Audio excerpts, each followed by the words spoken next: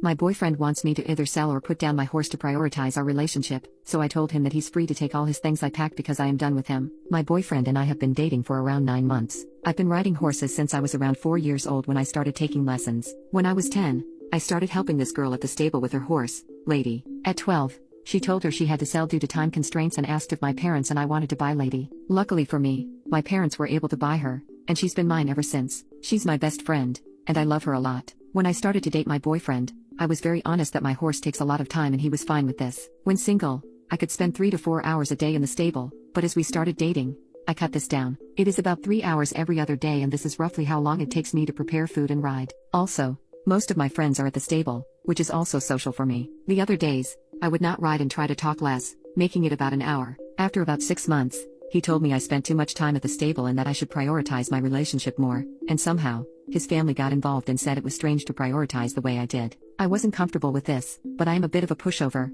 so I agreed. At first, this meant cutting down time at the stable, but it has evolved into cutting down riding days. Now, I ride about 2 days a week, and for the rest, I'm simply there to do the basics. I do all of this as quickly as I can because otherwise, I know he'll be annoyed and pissed off for days and give me the silent treatment. I know my horse isn't really suffering from not being ridden as often as before, but I still feel very guilty that I'm always rushing around her. Then, last night, he told me it was time to sell Lady. I laughed at him and asked if he was serious. He was. I told him no, and he said I needed to start prioritizing this relationship more. I said I've done nothing but prioritize this relationship. We argued about it, and he thought I could just put her down as she's old anyway. I was furious and told him that was absolutely not happening, and that I would never sell her. He said that any reasonable person would sell or put down their horse in favor of their boyfriend, and the only reason I wouldn't is because I only hang out with other insane horse people. Update: I don't know why I didn't see it myself, but this behavior of isolating me has been going on for a while. He would say it was strange how much time I spent with my family, that adults didn't spend that much time with their families. When I pointed out he'd also spent a lot of time with his family,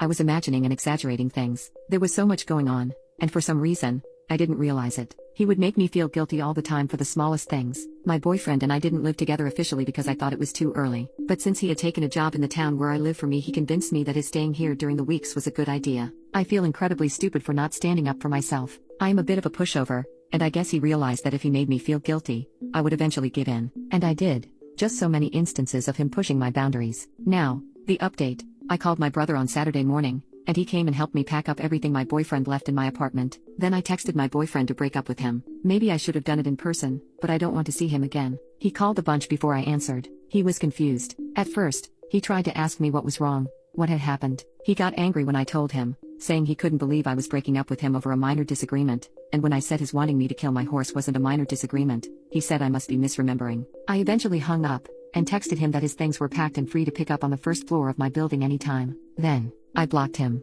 I haven't heard from him since. I was able to change my locks yesterday. Since Friday when I posted, I've spent pretty much all day every day with Lady, my friends and family. So that's all. I am safe and so is Lady. Both of us are a lot happier than we were 4 days ago.